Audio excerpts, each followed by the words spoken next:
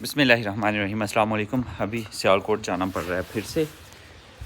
मैंने वीज़ा के लिए अप्लाई करना था। वीज़ा पासपोर्ट की मैंने फ़ोटोकॉपी फ़ोटो मैंने भेजी है, तो मुझे पता चला कि जनाब मेरा पासपोर्ट तो एक्सपायर होने वाला है और वीज़ा के लिए 6 माह जो हैं वो एक्सपायरी उसकी होनी ज़रूरी है। और जनवरी फरवरी मार्च में मेरा जो है वो वीज़ा पासपोर्ट जो है वो एक्सपायर हो जाएगा, तो इसलिए उसे जल्दी से जल्दी मैंने रीन्यू करवाना है। तो अभी मैं जा रहा हूँ सियालकोट। अब्बू जान को काम है टाउन में, तो अब्बू जान जाएंगे टाउन। उन्हें पेंशन जो है, पेंशन ही कहते हैं, पेंशन उन्होंने लेनी है टाउन से, वो उनको टाउन ड्रॉप करना है। फिर मैंने जाना है सियालकोट पासपोर्ट ऑफिस और वहाँ से अप्लाई करना है अर्जेंटली अपना पासपोर्ट जो है न्यू, मतलब क्या अप्लाई करना है। तो लेट्स गो, चलते हैं।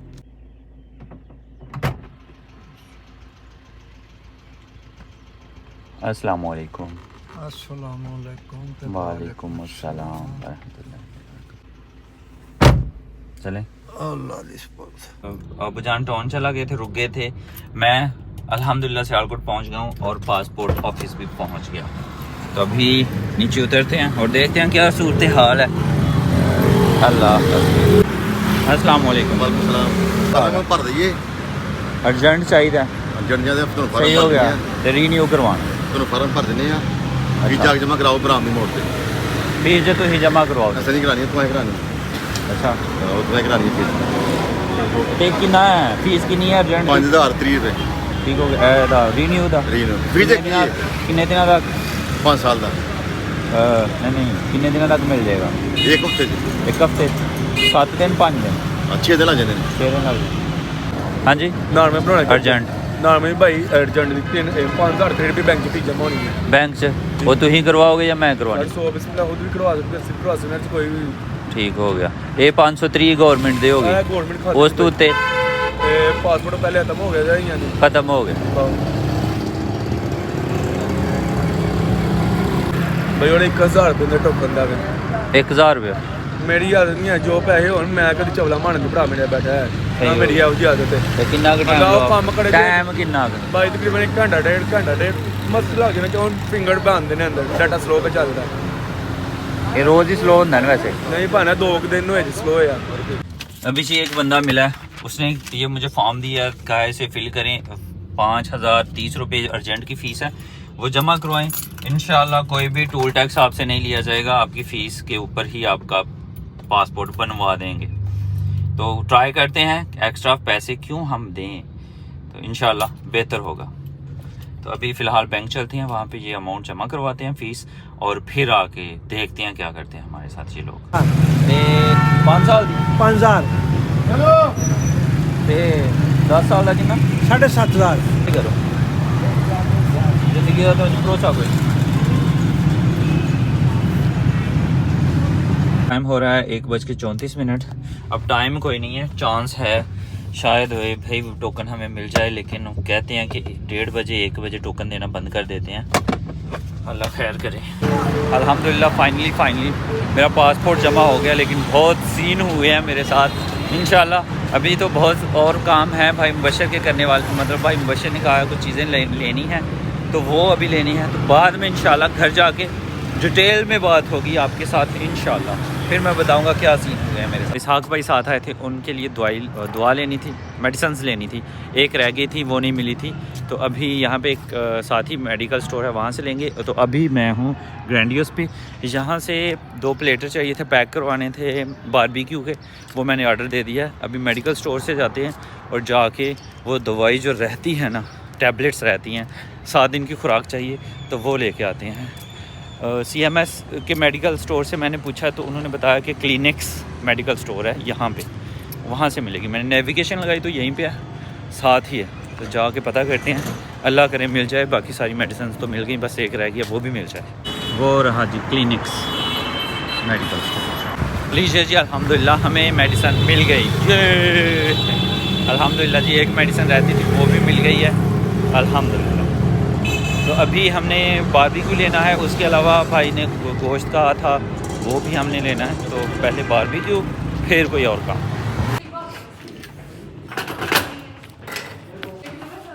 जी जी सर, थैंक यू सर, बहुत शुक्रिया, thank you so much. Thank you. अल्हम्दुलिल्लाह पैकेज हमारा रेडी हो गया। अब एक और काम रहता है, गोश्त लेना है भाई मुबशर के लिए, तो वो लेते हैं और फिर निकलते हैं। नीटो या नेटो, हम पहुंच गए हैं। अल्लाह अस्सलाम वालेकुम सर। अल्हम्दुलिल्लाह ठीक ठाक। जी सर, बशर साहब कितने हैं? बशर साहब आज नहीं आए। अस्सलाम वालेकुम।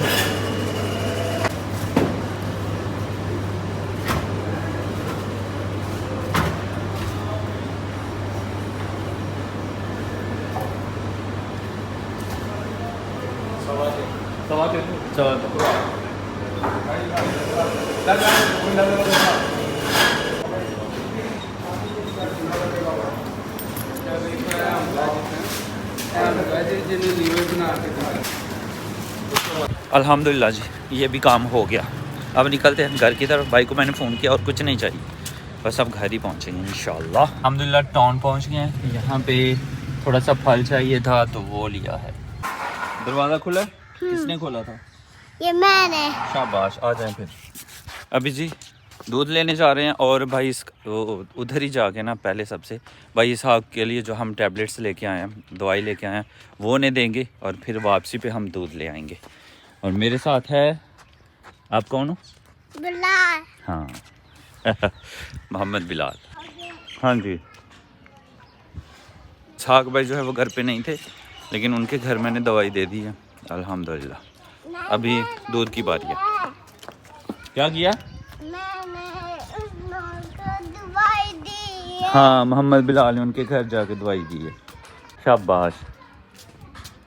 अब हम किधर से दूध लेने जा रहे हैं? आप बताएंगे। इधर? हाँ, मुझे पता नहीं चला, उधर जाते हैं दूध लेने।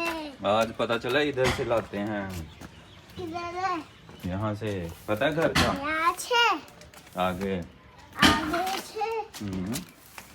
जल्दी जल्दी जल्दी, अब जाएं।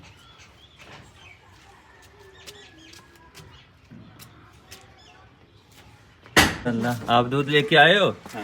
शाबाश। हम कैसे जाएंगे? क्यों, क्या हुआ है? हम कैसे जाएंगे? आगे क्या है? इधर हाँ, ये क्या है? पाती है किसकी? उसके। वो खोते की। यहाँ पे लिद पड़ी हुई है। अब रास्ता हमारा जी बंद हो गया। इधर देखें, ये देखें, हम इस साइड से चले जाएंगे। सही हो गया? हाँ। कुछ नहीं छेड़ते जानवरों को। वो मेरे से क्यों हटती नहीं? आपसे क्यों नहीं हट रही? आप बच्चे हो ना, उसे पता है कि ये प्यार से कह रहा है। प्यार से? हाँ, आप प्यार से कह रहे थे ना, होश, इसलिए दरवाज़ा बंद किया। अभी मोहम्मद के ना ये बाल कितने बड़े बड़े हो गए। बाल काट दे बाबा। इधर इधर इधर बाल काटूं? अभी मैं बाल काटने लगा हूँ कोके की। आपने कटवाने, इसके भी बाल बड़े हो गए हैं, इसके भी बाल, दोनों भाइयों के बाल बड़े हैं। इसकी मामा कह रही है कि इसकी टिंड कर दें, लेकिन मैं कोशिश करूँगा इसकी टिंड ना हो, प्याला सी कटिंग हो जाए, प्याली सी। ठीक है, करें? हैं? हाँ करें। आप क्यों नाराज हो गए हैं?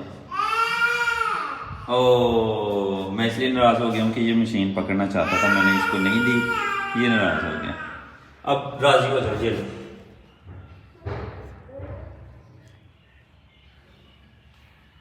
अब खुश? काका करे। ठीक है, शाबाश।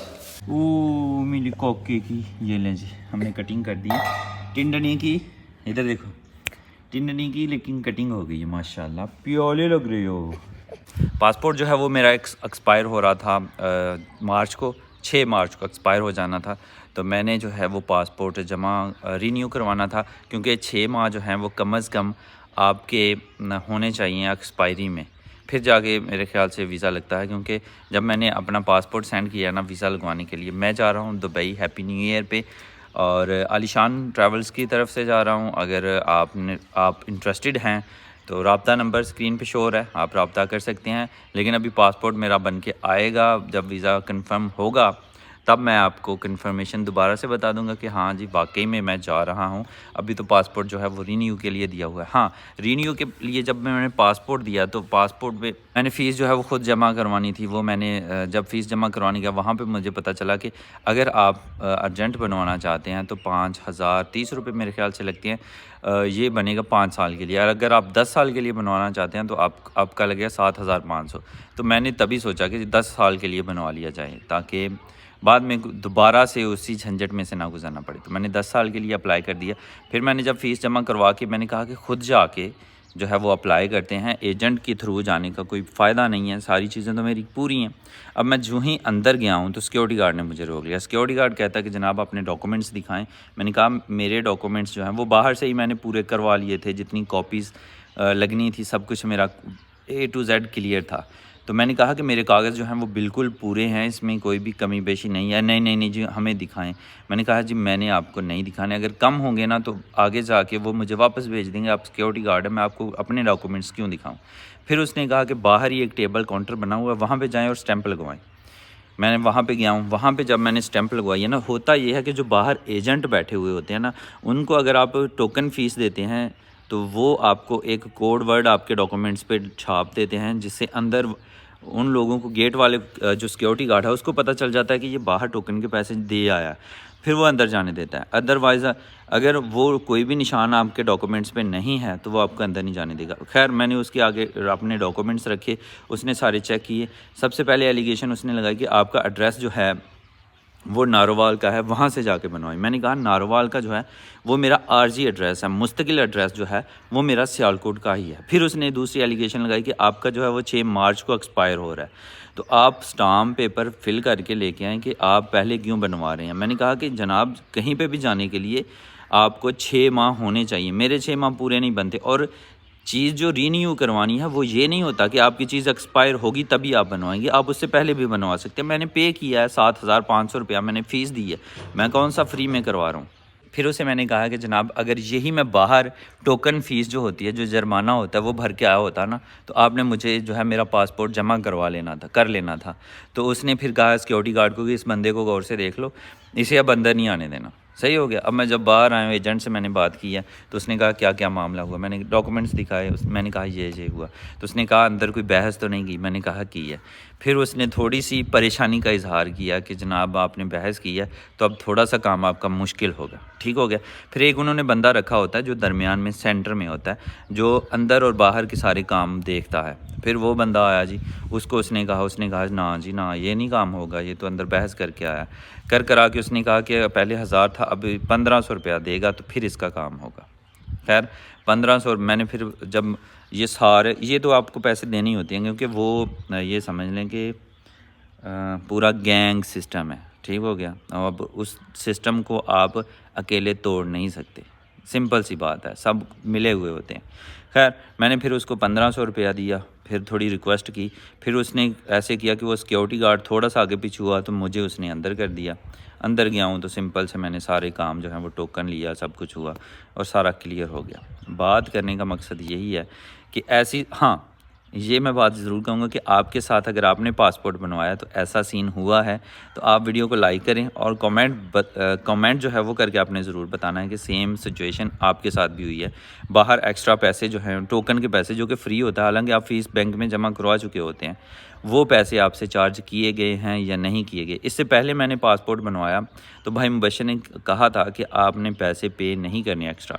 मैंने बस 30 रुपये वो फॉर्म फिलिंग के वहाँ पे दे दिए थे, फॉर्म मुझे मिल गया, फ़ीस खुद जमा करवाई। ये पहली बार की बात है, तब मैं सियालकोट में ही हुआ करता था। जब मैं अंदर गया हूँ ना तो तब उन्होंने एक्स्ट्रा टेबल नहीं बनाया हुआ था जो आपको वहीं से वापस भेज दे। टोकन वाले के पास गया, उसने जब देखा ना कि इसने बाहर कोई पैसा नहीं दिया हुआ तो उसने एलिगेशन लगा दी कि जनाब आपने वालिदैन के शनाख्ती कार्ड लेके आए। ठीक हो गया। नेक्स्ट टाइम मैं फिर से गया, अपने वालिदैन की शनाख्ती कार्ड लेके गया, उनकी फ़ोटो कापी लेके गया। ठीक है। फिर जब उन्होंने देखा फिर उन्होंने कहा कि आप बिजली का बिल लेके आएँ। सही हो गया। अगली दफ़ा मैं अगले हफ्ते घर आया हूँ, फिर बिजली का बिल लेके गया हूँ, वो दिया। फिर उसने कहा कि जनाब आप बिजली का बिल तस्दीक करवा के लाएँ। ठीक हो गया। फिर सियालकोट में ही मैंने कोई सोर्स के ज़रिए जो है एक 18वें स्केल का एक स्कूल गया हूँ, वहाँ से मैंने उसको तस्दीक करवाया।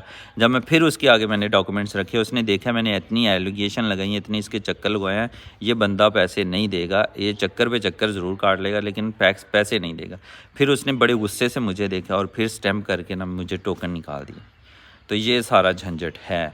अब ये सारे झंझट हमारे यहाँ पे हैं, तो फिर हम कहते हैं कि महंगाई बहुत ज़्यादा है, ये बहुत ज़्यादा है, वो बहुत ज़्यादा है। तो मैं नहीं समझता, जैसे हम बुरे काम कर रहे हैं या करेंगे तो हमारे ऊपर बर्डन भी उस हिसाब से पड़ेगा। अभी कम पड़ रहा है ना, ज़्यादा होना चाहिए। जिस हिसाब से हम जुल्म कर रहे हैं गरीबों के साथ। और मेरे साथ एक लड़का था, उसने 2000 रुपये दिए थे, उसका गुम हो गया था, उसके भी उसने फ़ीस ज़्यादा भरी थी, डबल फ़ीस, 3000 फ़ीस थी नॉर्मल की, उसने 6000 भरी थी, डबल फ़ीस हो गई। वो देने के बावजूद अब उसे कह रहे थे कि अपनी FIR कटवा के लेके आओ, स्टाम्प पेपर लेके आओ। जब बंदा सोचता है ना यार थाने जाना पड़ेगा, वहाँ पे ये भी होता है थाने जाके थाने वाले ना रख लें, केस ना कोई डाल दें, इस तरह का हमारा जहन बना दिया है ना इस अदारों ने, सही है। तो उसने फिर यही सोचा कि जनाब 2000 देने जो हैं वो आसान है, सही है, बाकी जो है कि स्टाम्प लेके आओ, FIR कटवाओ, ये करो वो करो, उससे बेहतर है कि मैं 2000 दे के अपनी जान छड़वा लूँ, सही हो गया। तो इस तरह से ये सारे के सारे अदारे जो हैं ना ये लूट रहे हैं किसी ना किसी तरीके से। सबसे इनकी कार्रवाई का तरीका यही है कि आपको इतना तंग करते हैं कि आप परेशान हो जाते हैं, ठीक है, परेशान हो के आप ही कहते हैं कि जनाब कुछ ले दे के हमारी जान छोड़ें, सही हो गया। वही जो कह रहा था कि आपका ये नहीं बनेगा, नारोवाल से बनेगा और आप स्टाम्प पेपर साथ में लगेगा, जब मैंने 1500 दिया तो वही स्टाम्प पेपर हो गया, वही सब कुछ हो गया। ये सारा अगर ना दें तो कोई काम नहीं होगा, ठीक है। ऊपर से उन्हें पता चल जाता है कि ये बंदा अर्जेंट करवा रहा है, तो इसकी तो मजबूरी है और मजबूरी से फ़ायदा उठाया जाता है। तो बस जी यही था। अगर आपके साथ ऐसा सीन हो चुका है तो कमेंट बॉक्स में आप ज़रूर बताइए। और क्या किया जा सकता है, दुआ की जा सकती है कि अल्लाह ताला इन लोगों को हदायत दे। हालांकि वो हम ही में से हैं, हमारा कोई कज़न है, हमारा कोई चाचे का फ़लाँ है, हम में से ही वो लोग हैं जो वहाँ पे बैठे हुए हैं, ठीक है। फिर हम ही ब्लेम कर रहे होते हैं कि जनाब ज़्यादतियाँ हो रही हैं हमारे साथ, ठीक है। हालांकि हम खुद के साथ ही ज़्यादती कर रहे हैं। तो अल्लाह हदायत दे, और क्या कह सकते हैं, बस अल्लाह हदायत दे। और जो ज़ालिम हैं उनको जो है वो क्या कहते हैं, उनकी जो है वो सज़ा अल्लाह ताला उनको जल्द से जल्द सज़ा दे। और मज़लूम को अल्लाह ताला हदायत दे कि वो जुल्म के ख़िलाफ़ आवाज़ उठाएं। तो मैं आवाज़ उठा सकता था। वो कहते हैं कि अगर ज़्यादती हो रही हो तो हाथ से रोकें, हाथ से नहीं रोक सकते तो ज़ुबान से रोकें, ज़ुबान से नहीं रोक सकते तो दिल में बुरा जाने। अल्हम्दुलिल्लाह दिल में भी बुरा जाना है उनको, मतलब गुस्से ही हुआ हूँ और मुंह पे भी उन्हें कहा है कि आप ऐसे करते हो, ज़्यादती कर रहे हो, सही हो गया।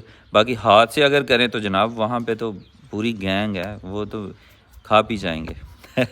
तो बस जी आज की वीडियो यही थी। तो अल्हम्दुलिल्लाह दुबई जा रहे हैं हैप्पी न्यू ईयर पे। आपके भी अगर आप भी इंटरेस्टेड हैं आलीशान से आप रब्ता कर सकते हैं, कॉन्टैक्ट नंबर स्क्रीन पे है।